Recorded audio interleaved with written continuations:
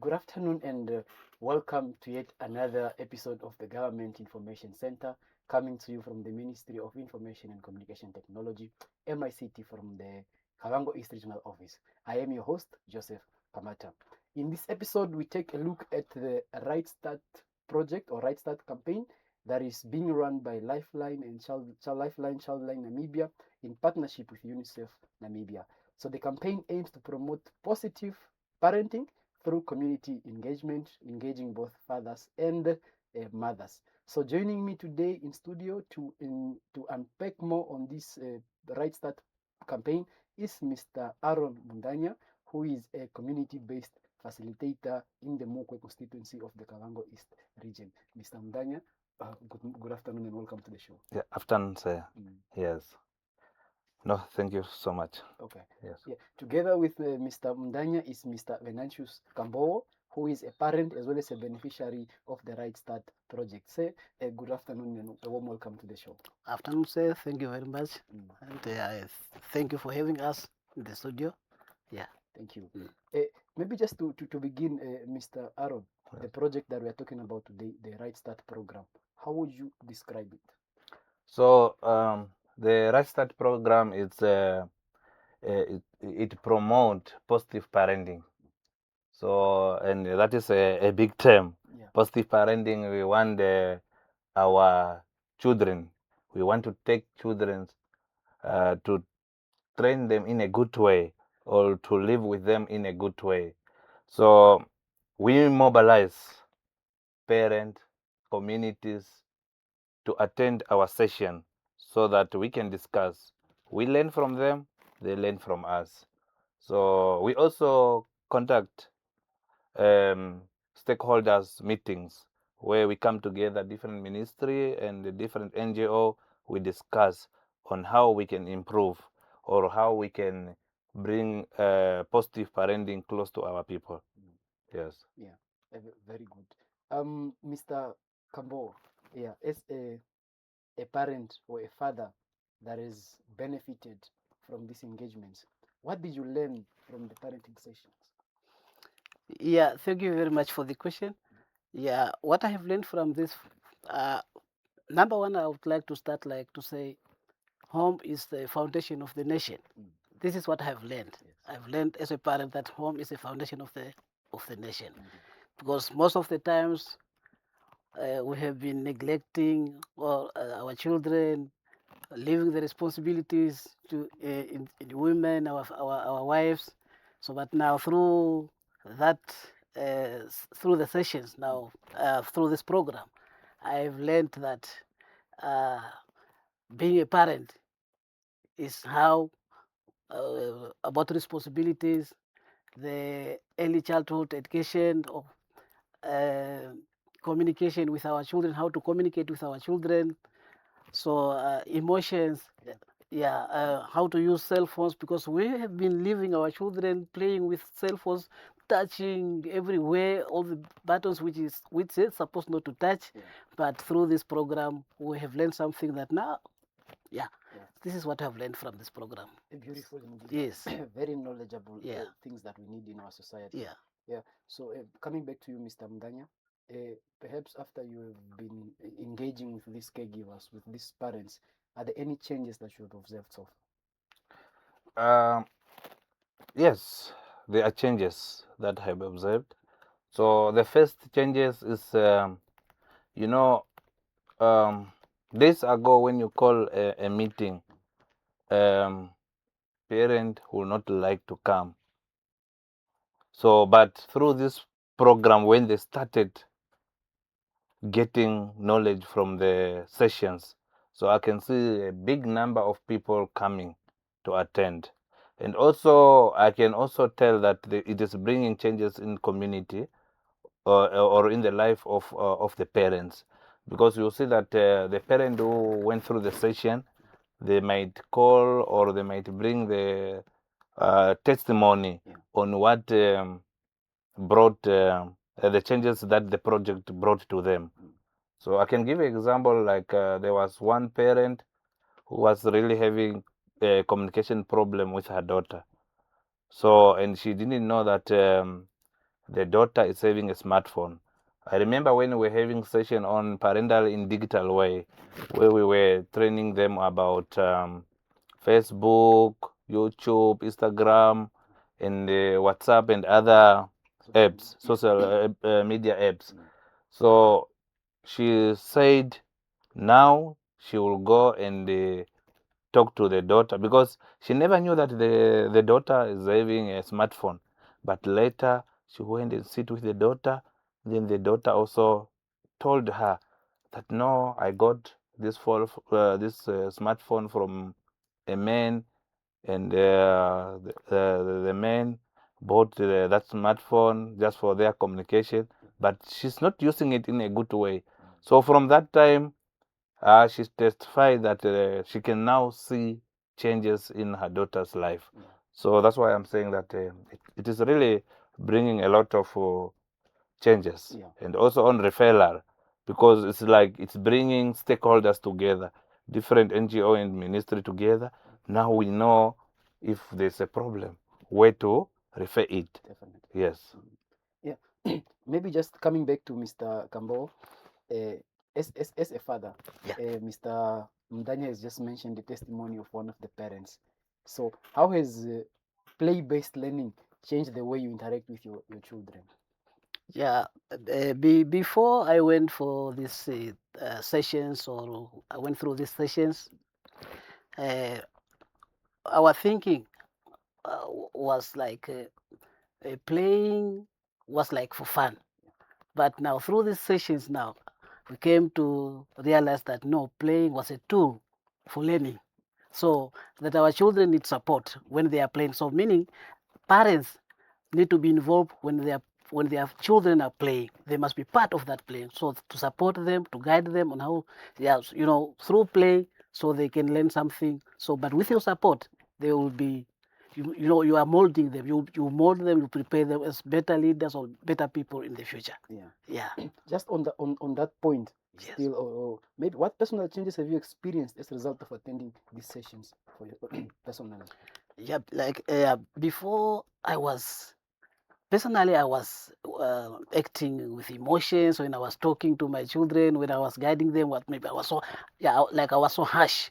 But through this program, so I have learned that when you are talking, when you are teaching, when you are advising, you don't need to be harsh or come in with emotions. So because they are human, you are molding them. So they need those sweet talk as a parent. Yeah, not like, no, me, I'm a father, I beat. No, all those things. So I have learned that no, fathers should not beat, should not be harsh to their children. So they must talk sweet talk like their mothers are doing. You must also support. So that's the way now. That's what I've learned, what I got from, what I gained from this program. Yeah, No, beautiful. I've benefited. Very beautiful indeed. Yeah. So, Mr. Mdanya, you mentioned that this project was held, or these sessions were held in the Mukwe constituency, in the Kavango East region. How did traditional and community leaders respond to the project? Yeah, I think they really supported. The collaboration is excellent. Because you can see that they can also help you to mobilize, and they want the project to continue. It's like every community, we have a lot of villages. Now you find that maybe one person was attending in the next village that session. So now he will inform others about what you have learned. Now you find that traditional leader, even other leaders, stakeholders, they want this program to go into different communities. So yes, I think they really support it, and you find that all the venues that we have been using is free, it's voluntary.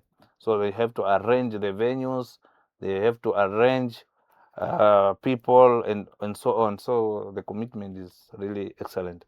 Yes. So you mentioned quite a few positive things there. Perhaps during the implementation of the project, are there any challenges that you faced? Yeah, there are challenges, just like the way we are saying, we have just Mukwe itself, we have a lot of villages. So we did not reach to all villages.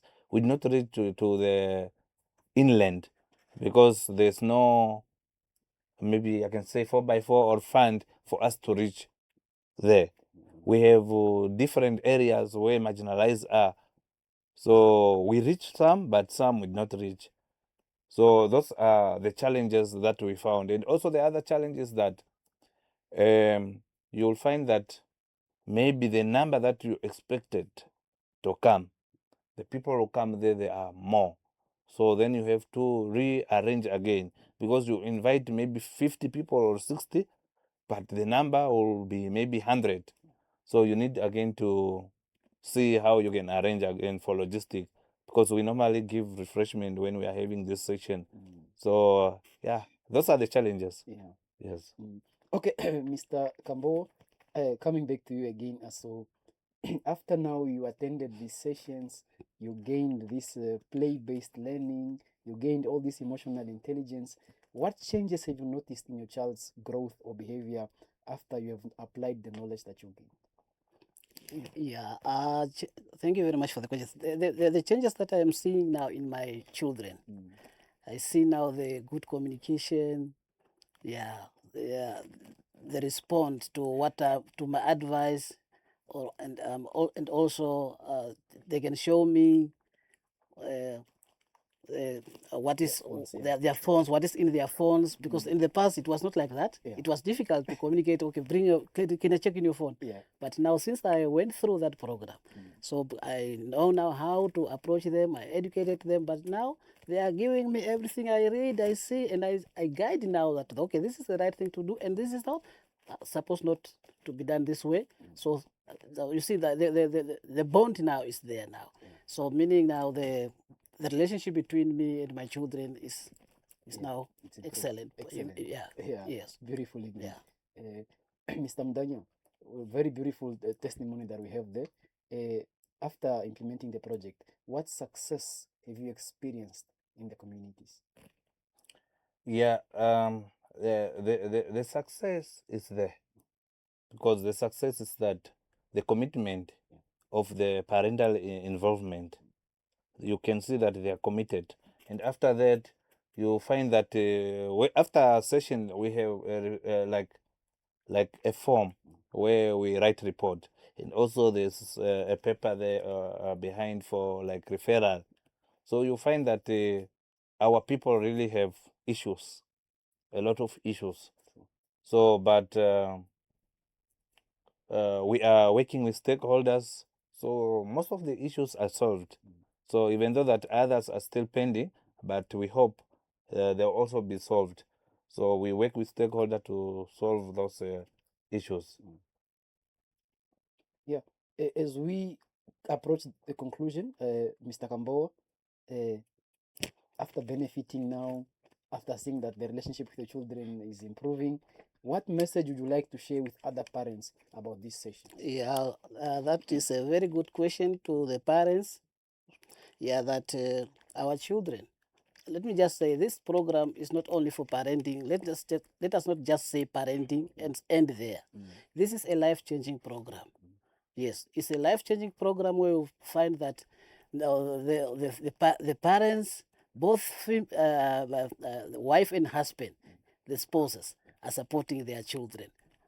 So not like it was in the past. So now I'm inviting now every parent, whenever they hear that there is such a program like for this program for parenting that we are discussing here, they must go and attend. They must go and attend, because this program is very much important to change their lives, on how to support our families, on how to support the nation, on how we can mold our children as our future leader, future leaders. Yes, I have to say yes. So, in conclusion, Mr. Nghidinwa, as a community-based facilitator, after you have implemented the project, how can communities sustain these practices? How can they go on with the information that you have shared with them? Yes, I think the community need to share what they have learned with others through conferences, church conferences, through maybe school meetings, through community meetings, and any other platform that they have. So those who got this information, we shared this information in order for them to reshare it, not just to keep it. So if you look at this information, you find that it's very much interested. So all the topics there, you find the like parental in digital way. You find the disability. We have people with disability in our community. So and those people, if you look at how they are living, we are only waiting for them to get their grant. Then we grab the grant, we buy whatever we want, or some of the people, they are depending in the disability grant that they are the people who are breadwinners to buy food. So, but it's supposed not to be in that way. People supposed to take this information to inform others that people with disability, they need love. Because if we are having maybe a tournament in stadium, how many disability people are we seeing there? We have thousands of them, but we are just keeping them in the house. We are not taking them out. They are not going. We are not going with them to sport or maybe at church. We are just leaving them there. So it's like I can say, if they take that information that love should be shown to people with disability, it will change our nation. And also on inclusive education, you find that most of our school in the region, disability children are paying. They are paying at the hostel. If they don't have money, they will not allow them. They are paying school funds or this voluntary fund. You find that the toilets are not, how can I call it? Accommodating. Yeah, they are not accommodating people with disability, people with wheelchair. So all these things is the one that we are sharing. If we share this information, if they share this information, they will sustain this project. Even we are not there, they can still take this information and changes will come. Because changes can only come when we are taking what we are learning very serious, and when we are also sharing what we are learning to others.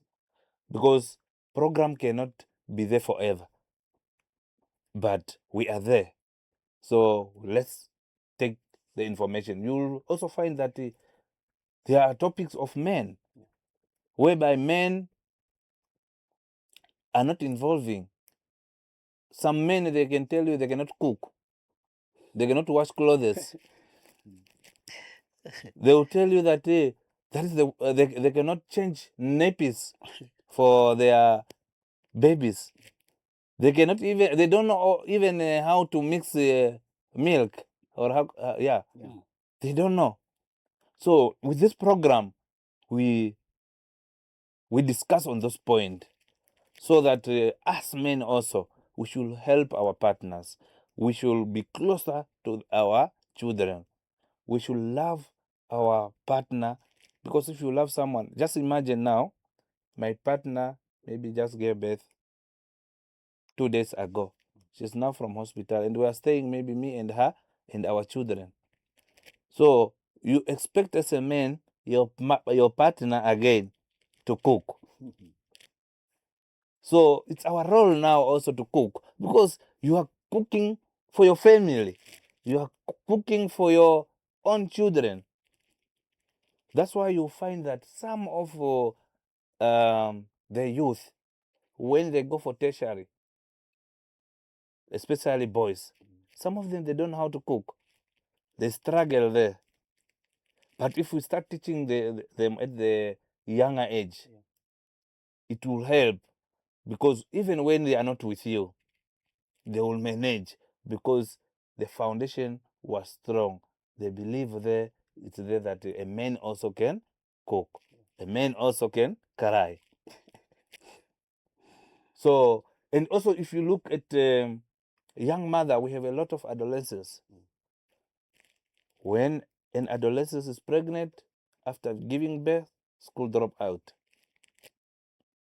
Because we believe as parents that when they drop school, when we take them out of school, then we are teaching them, which is very wrong. We are killing their future. That's why we are coming in, that we should support the young mothers to have hope, because that is a lesson that they had, but they have hope also to become other people in future. so that they can be referred for assistance. Ministry of Health is there. They do give, even though that breastfeeding is recommended for 6 months, but in some situation, they can come in to assist those babies so that we can allow the mother to attend school. And you can also look at the right and responsibility. What is our right? What is our responsibility as parents to our children? What is the responsibility of children? Children have right to education, right to healthy. But we need to tell them what are we expecting from them when they are going to school. We are expecting the children to learn there. We are not expecting children to bully others. We are not expecting children to misbehave, insult, or steal. We are expecting them to go to school to study so that they should become someone, even not a teacher. You can become a plumber, even not a nurse.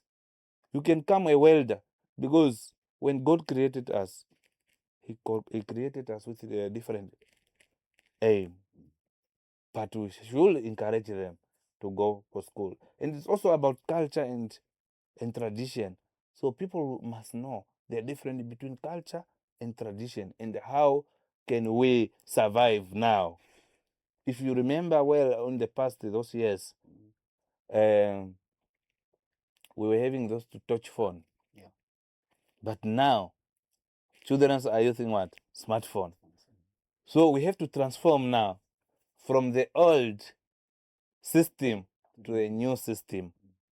Because if we don't do that, that's why we'll end up seeing children now watching movies which they're supposed not to watch. When they watch those movies, then they get it from there, they think it's the correct thing they are doing. So yeah, we also had home-based learning, like what Mr. Gambo said. We are also encouraging parents to play with their children, because you find that most of the parents, like especially as men, even a child will come and sit on the leg. You chase the child. If you count, even ourselves, if you count that, how many hours do you sit with your own child? You find that we are not having time to discuss with our parents or with our children as parents. It's like we are just focusing how to get money, but we are not focusing how to build the future of these children, how to guide them. We are leaving them behind. So we are encouraging parents to sit with our children. We know some are orphans, but they are under our care. We should take care of those children. So community, legal aids, and advocacy. We advocate also for the right of the children. Even those children who don't have money, we need to advocate for them to be in school, because that is their right. And I can say Namibia is one of the good countries where education is free for everyone. So meaning that we should not leave our children in our community to be at home. When we are facing challenge, let's go to different stakeholders and give our problems. It's not only to refer your own children, your own family. Let's refer also those who are really in need of this assistance. Because you find that we have this understanding of, if there's opportunity there, I must only link my own family. So we should avoid that. We should come with pure heart to help those who are really in need of assistance. Yeah. So that is what I wanted to Leave the parents with. Yeah, to leave the parent with. And also, we have a toll-free number for counseling at Lifeline Childline, which is 106 and 116. Even if you don't have airtime, you can call, or you can leave a text there. They will assist you. 106 and 111. Oh, 116, yes. Lifeline Childline. you will get assistance for if you maybe you have challenges, or maybe if you are not getting assistance. Yes. Alright. So that is what I wanted to add there. Yeah, very insightful indeed. Session we are having is on Right Start campaign that is being run by Lifeline Childline Namibia in partnership with UNICEF Namibia. The project aims to promote positive parenting. We've heard from one of the parents, Mr. Venantius Kambogo, quite a very good testimony.